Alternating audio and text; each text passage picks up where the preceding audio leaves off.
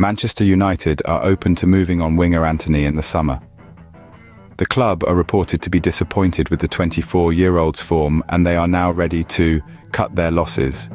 But it is believed that they could struggle to get back the £84 million that they parted ways with to land him from Ajax. Antony has scored just one goal from 26 appearances this season, with his only strike coming in the 4-2 FA Cup victory over Newport County. He has played just 19 minutes of the last 3 Premier League matches, having been used as a substitute. The Brazil international is the latest of many players that have been linked with a move away from Old Trafford, as the Red Devils begin plans to rebuild manager Erik ten Hag's squad this summer.